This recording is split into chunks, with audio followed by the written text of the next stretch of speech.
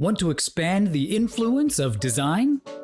Pragmatic Institute offers interactive, actionable courses for designers who are looking to contribute more strategically in their organizations. Explore our offerings such as business strategy and design, and influence through storytelling at pragmaticinstitute.com/design.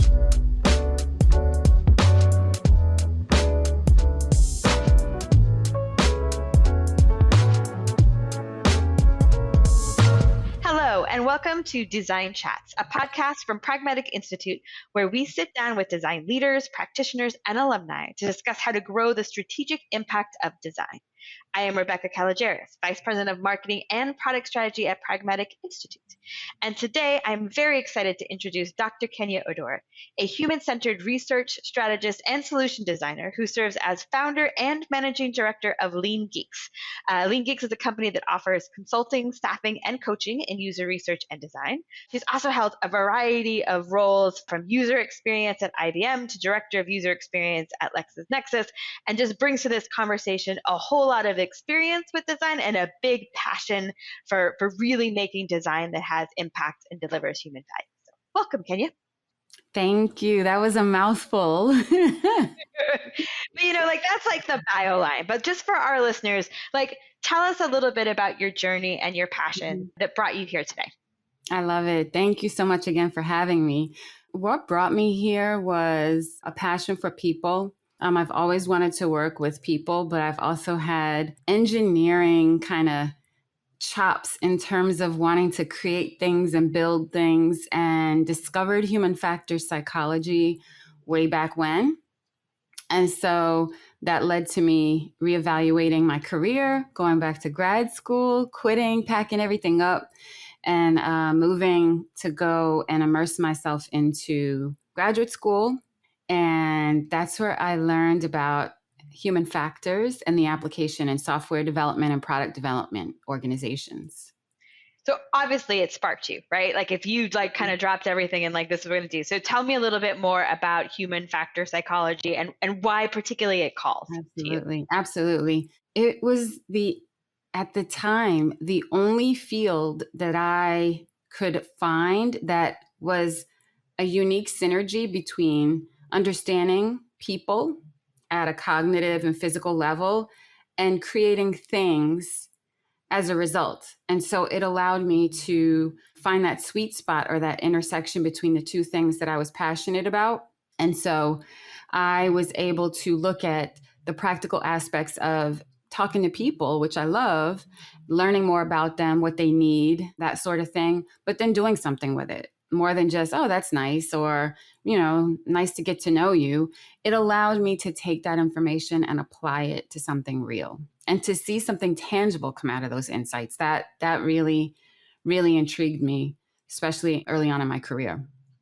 And I can see how that would feed just sort of both sides of your personality, sort of, right? Like the doer, the technical focus. I want to create things that are very tangible, but I want to, but I like that human connection, right? Mm-hmm. And just from I can see then too that would drive a lot of how you've approached design. Mm-hmm. Yes, that's a good point. And so I think in the world of design, you have people who are very, very strong, very creative, very proficient in communicating visually their ideas. My passion has always been around communicating things in a way that they're intuitive, they're effective, they're useful. And so for me, it's always been a passion around making sure that someone can accomplish a task, ensuring that when they walk up to use your product, they know what the product actually does and how to use it. Don't make them read a manual, that kind of thing. So I've always been passionate about making sure that things are effective and efficient for your users. And I think that that's a good intersection to have with partners who are more creative and are more focused on design. Yeah. I think there's, like you said, there's nothing worse than someone being like, what's in the manual? You're like, oh, well, then there's definitely something wrong. And also, I think good design speaks to a lot of us, but good design really is when it allows us to accomplish something. right? Correct. It's not just design for design's sake. But but it's interesting too, because when you talk about being intuitive and effective and useful for the user, I think there's also a part of a design roles where you have to communicate in a way to the business so they understand Mhm. why Mhm. it's effective and useful and a good use of the kind of investment there as well. Yeah, that's a good point. And if I didn't mention it already, human factors is essentially the study of work. And so when you think about whether it's something from a gaming perspective or a social perspective or something you really use at work, it's all about getting something done, which is work. And so when you think about the two sides of that, there's the communication, like you just said, with your engineering partners who have to create that thing, and you want it to come out as close to the effective, efficient solution that you envisioned. But more importantly, you've got to be able to effectively communicate that to your business partners, because your investment, your cross-functional partners in marketing and sales and all those other parts of the organization need to understand the value and the positioning around that solution. And so when you think about your role or responsibility, it's not just about the actual output or artifact. It's also about making sure that you can justify the need, you can justify the design and that sort of thing to your business just as much as engineering. Yeah. No, I mean that also kind of unlocks your ability to do the things that you're so passionate about, that you've heard from the Yeah. the audience that you want to be able to do. And I know one of the other, like, you've done so much both from an education perspective and in your careers and roles, and you've also sort of moved through your career from an individual contributor to a design leader, and then now of course you have your consultancy. Mhm. But along that way, I mean, that's a big change, right? And that goes from I know Mhm. how I need to position my work to I know how to reposition the work. So talk a little bit about how you did that and how you use all those different experiences to really make that leap effective. Yeah, I like the way that you frame that. It starts with kind of the micro level of what I contribute. And in any leadership role I've ever held, I've always ensured that the team was focused on that micro deliverable, but they also kind of stepped back and looked around them to make sure they understood the macro. So at the bigger picture level, how does your individual work contribute to the broader outcome? And that's where I had to evolve my career. So as I recognized at some point in the process of being a practitioner and a researcher and a designer, at some point I recognized that I crave to have those conversations at the level of justifying or presenting the concept even before it was anything tangible that we could see. I realized that that was something that I was also interested in, and that partnership with the business. And so from there, I saw the opportunity to evolve my career and make intentional decisions to take on roles or stretch goals or things that might have been uncomfortable, that allowed me to use that core kind of understanding of the user, human-centered design framework. It allowed me to use that as a tool or a conduit, and not necessarily the direct output of what I do. I think that's really interesting though too, because I think sometimes people feel like whether it's a designer going into design lead role or a product person going into a product leadership role, like you feel like you have to not use the skills that got you here to get to the next level. And of course, there is a difference between there, but also sometimes the best way to move to that management level is to use the skills that you have and your own Yeah. expertise in that new role. And I think that sometimes you think, oh no, I've got to put like my manager hat on now and leave all of that sort of research and the way we communicate and how we use some of those storytelling superpowers we have, that we leave them behind because we think no, not in this role should I use those. I think it's great that you Yeah. really flipped the script on that. Yeah. And to your point, all of those tools in the UX person's toolkit, they're not meant to be left behind. Like you said, you pull them Mm-hmm. out, you're just utilizing them in a different way.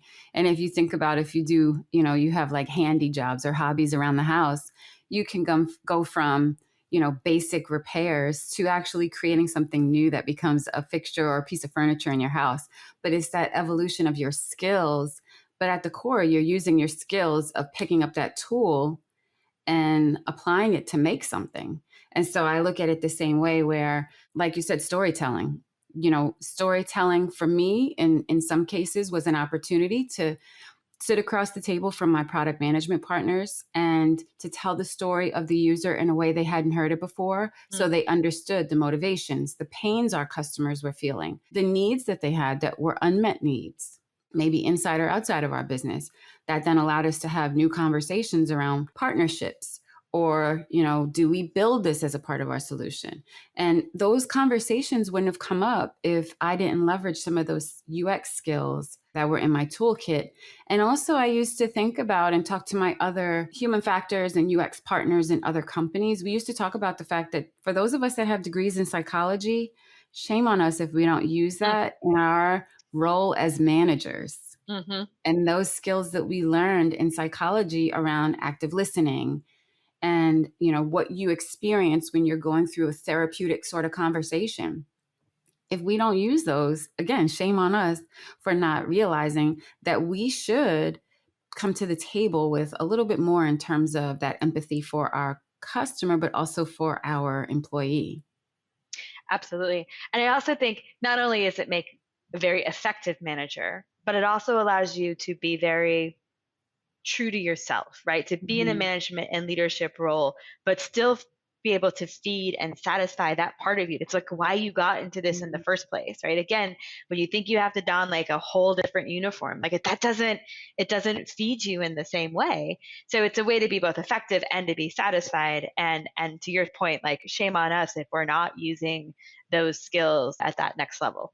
Yeah. And it's a lot of the conversations I've had lately are around being a Black woman and having a role in IT and the challenges that come with that in terms of partnerships with others in the organization when I was in-house, for example. But I have to say that as much as there were those challenges, there were also, for me, those opportunities in terms of, I'll never forget, I had a coworker who, VP of product, and whenever I'd go to him after I wrote this lengthy, robust, fact-filled email on what we needed to do and why for our customer, whenever I'd go to him after a few days and ask him his thoughts, or I haven't heard back from you, he gave me the runaround a couple of times. And then finally one day he said, your emails are too long and I don't read them. And it's things like that where when I was at my macro practitioner level, all that detail might have been helpful. But as I progressed in my career and got to a more strategic role or, a more top-down type of lens in my contribution to the organization, I had to start looking at how I communicate and what I communicate. And to be effective, I can't provide the same level of detail. No, it's true. It's such a part of why your work is good at the individual contributor level. Like you have all these details, but it's not what convinces someone else. And it's another reason why to use your design skills, knowing your audience and flipping, because you demonstrating that to your peer in essence is also demonstrating the power of your team and of designers in general, right? So it's like these skills that you think, wow, she's really great at facilitating these conversations or telling me those stories internally, then it kind of gives even more credence to the rest of your team's efforts, which I think is amazing. Tell me a little bit about Lean Geeks. What got you started there and what you guys do? Yeah. So going back to sometimes being on my kind of island of one, maybe being the only female in the room or the only Black person in the room, I got to a place where I was ready for a new opportunity. And I had been primarily in in-house roles. And I got to a place where I said, well, I can go to pursue a new opportunity at a different company. Now, having seen things from both the practitioner and the strategic level, I felt like I had kind of two lenses that I could utilize in any role that I took on. But I said to myself, there's a component of within UX leadership, there's a component of evangelism and going to bat for your team that is, and also being the glue across the organization in terms of kind of bringing the business and engineering together. And I had never seen an organization where that did not exist, whether there were different levels of maturity, obviously, but I knew that those three things would always be a facet of my responsibilities and my role. And so I said to myself, I either have to go into a new organization and start all over, or I can take my show on the road and all my experiences and my network and all that sort of thing and take it out to organizations that are looking for it, that are in a place that they're at different levels of maturity, but they're looking for a partner who's going to deliver. And that's why I call the company Lean Geeks, or named it Lean Geeks. Was sometimes in my career, I got the, oh, you're a PhD and you guys make it so complicated and you give us too much. We just need the headline. And so I wanted to make sure that in partnering with the company, clients understood that we bring it to them in a lean, scrappy when necessary way so that they can get what they need to make decisions and move forward. Yeah, I do think sometimes design gets painted with that brush, right? Like we'll bring designers there, they're going to go, they're going to take the house back to the studs and it's going to take 10 times longer. And it's a shame, right? When you think about the value, and I could totally see lean showing both the thinner process and quicker time, but also the results orientation there. So with the organizations you work with, do you work with design teams within the organizations and sort of help maybe either supplement them or I hate to say level up, not like they're not, but help them kind of mature? So our partnerships typically involve engaging strategy, product, or design teams. And it depends on where they are in the evolution in terms of, are they in the discovery phase and trying to figure out what it is, versus do they already have a prototype available and they want to validate, is this the right experience, or help us get to that design and to validate it along the way. So it all depends on where the organization is. But we live in the discovery, definition, and design space in terms of the partnerships that we do have. We have had situations where, like you said, quote unquote, we help level up the team in terms of either there's gaps in seniority on their team. They don't have bandwidth because they have so much work and so few people. They don't have time to staff the team up, or they need our help finding the next person that might be a good fit for their team. So we've helped design teams in that way. And then with product teams, we've helped them get more clarity around their messaging to the rest of the organization around what they're doing and why. And we've helped them in terms of what to define in their solution. Our focus, if you think about the pragmatic framework, our focus is typically around those areas that relate to competitive landscape, understanding your user's journey, that sort of thing. And so we help them in that regard. And then they come together with us around pricing or positioning and that kind of thing.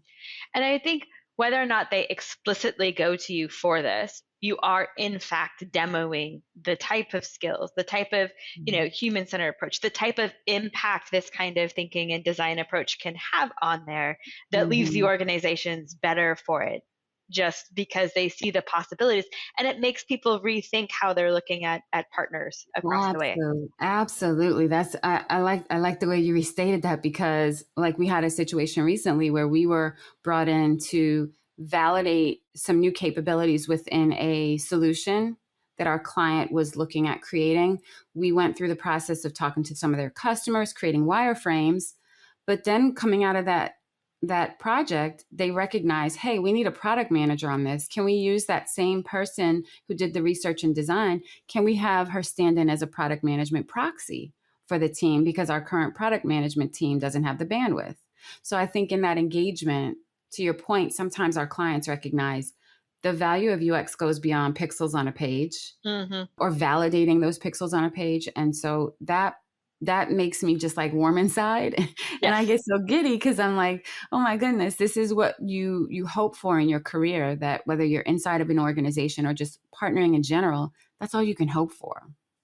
Well, I suppose as designers, I mean, I think we've all been in this situation. They bring in someone from the outside and maybe your first reaction is, I could do that if I had more bandwidth. And it's true in many different ways, but like bandwidth is a real thing. But what if it can be demonstrated, either if you can do it or someone outside, what those processes can do, that it isn't just extra space and extra time, but the real impact and value it can have, that will open doors for everyone else as well. Like it really does kind of absolutely. bring it down. And we like to strengthen the voice of the existing team.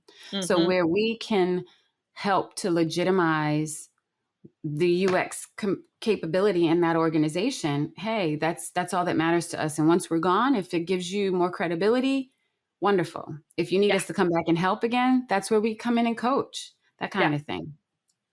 But I know in your career, both as a designer, leading design teams, and now here you see a lot of different teams and a lot of different designers.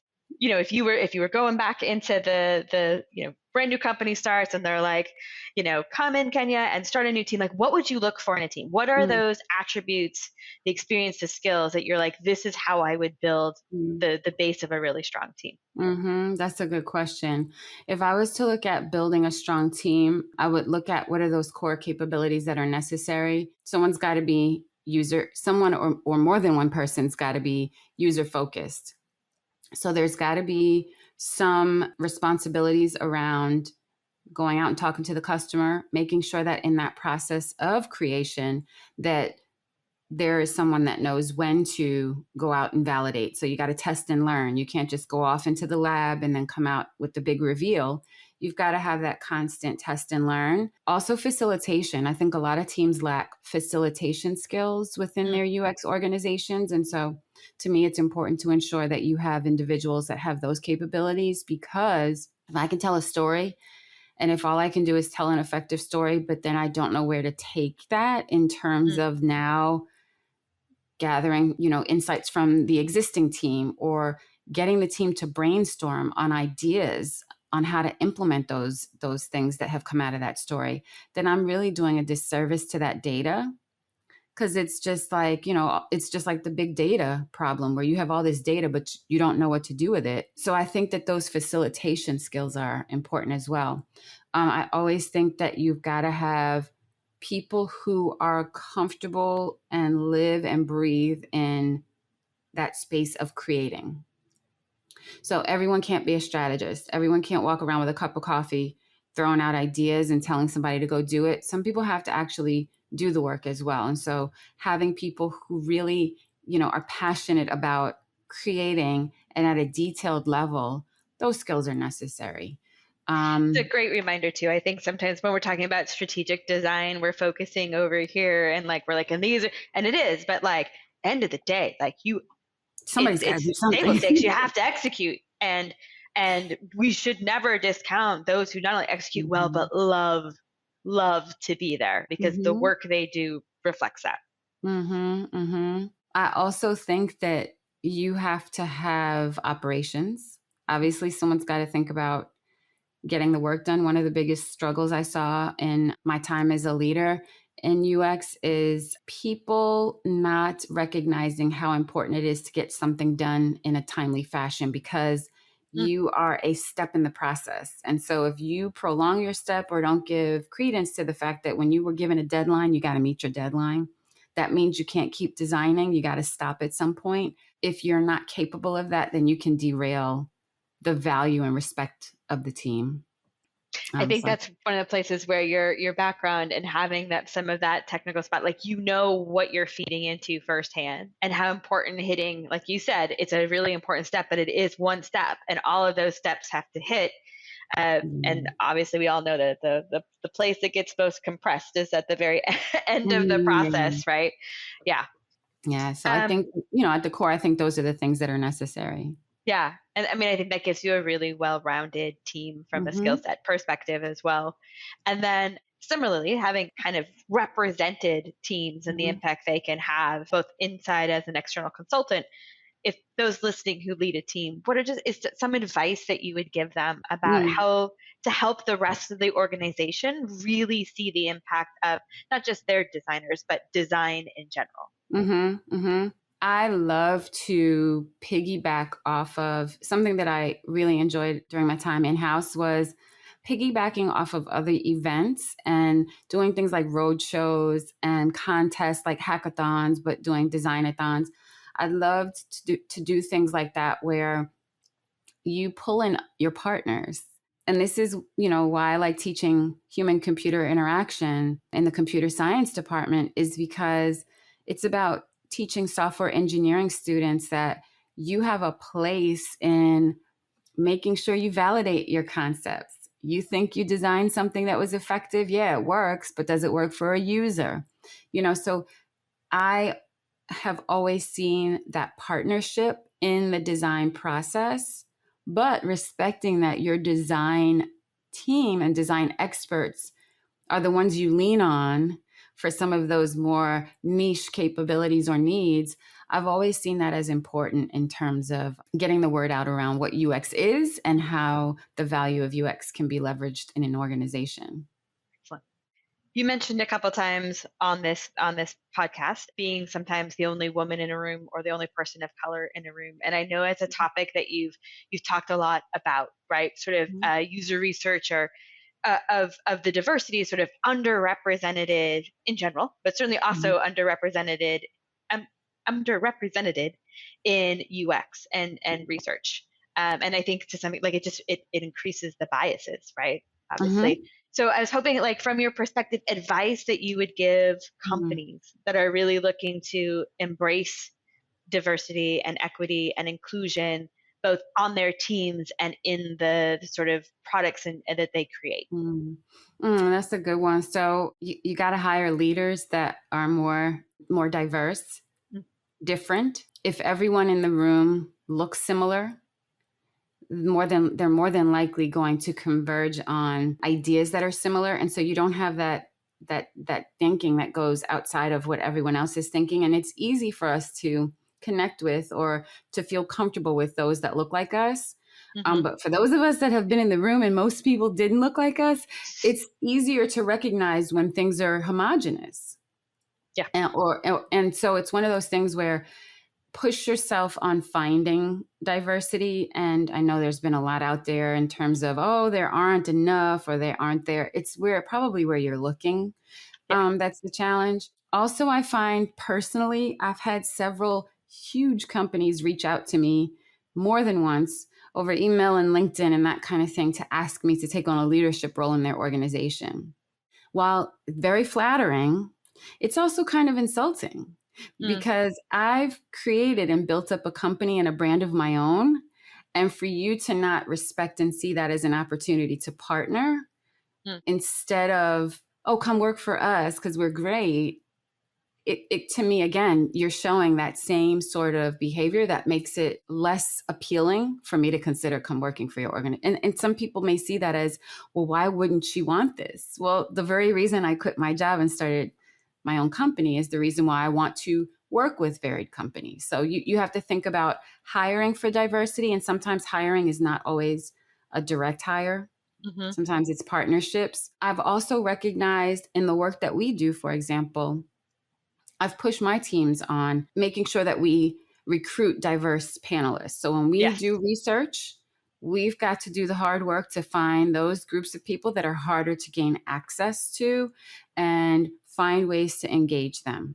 What are the, finding those strategies that work in terms of increasing those numbers so that we can have varied voices and make sure that we're presenting to our client the truly representative feedback of their market. So those are two things. No, and I think you're spot on the recruiting, right? It's easy, you hear it a lot that we just didn't get candidates. And well, if you're asking your existing network for suggestions, your network looks like one way, you know what I mean? Like you have to work for it. There is a responsibility to work and look and find. And I think the panelist thing is really important as well.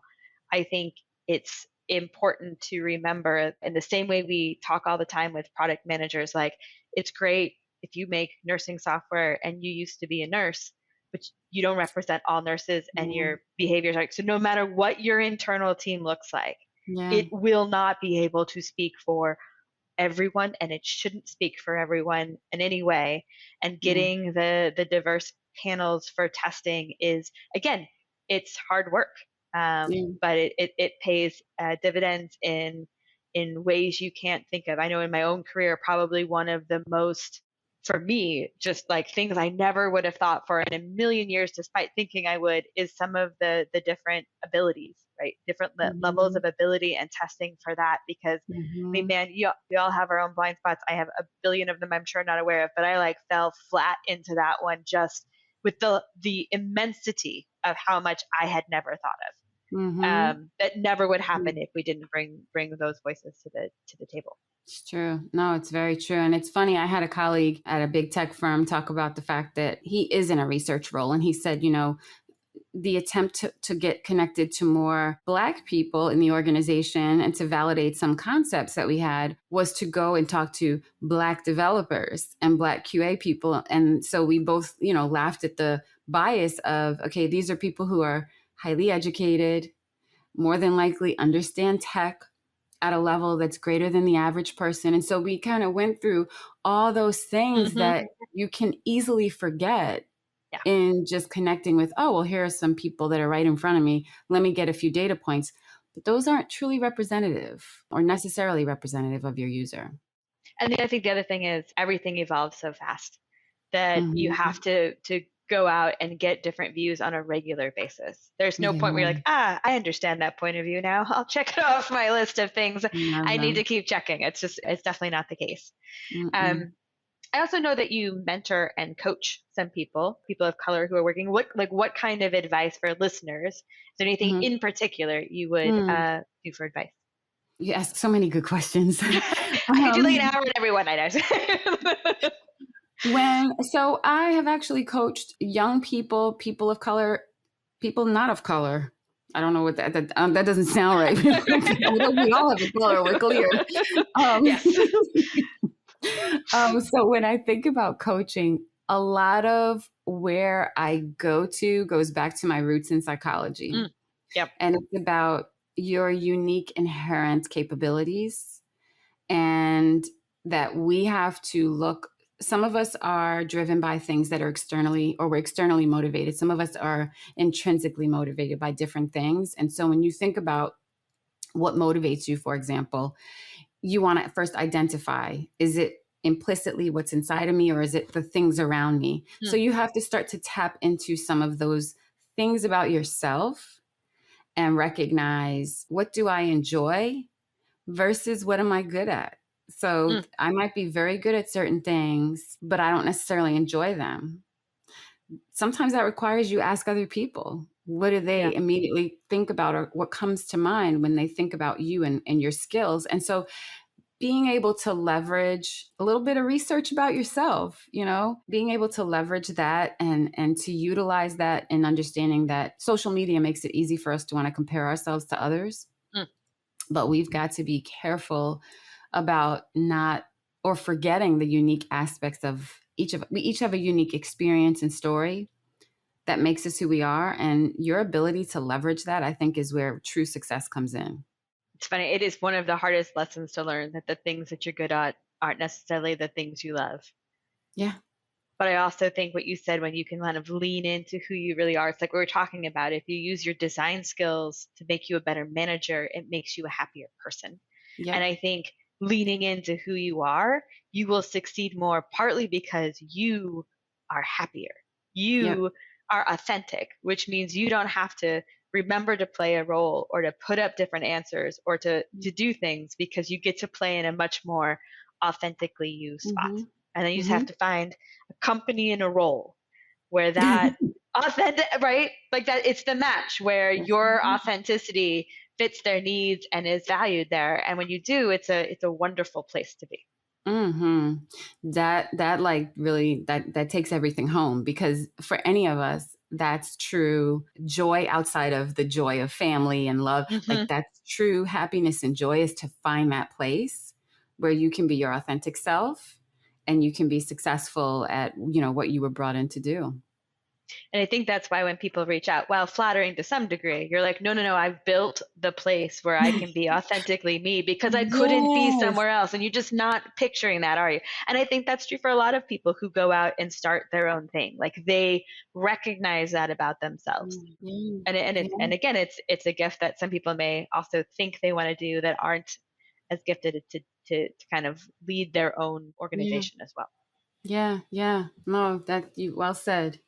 So we've talked about lots of different stuff today, Kenya. If you were going to have people do, it's always one of my favorite questions, do 2 things differently tomorrow based on what we talked about today, what would you have them do? 2 things I would have people do differently is before you assume something, especially about someone else and why or how they do something, I would ask them.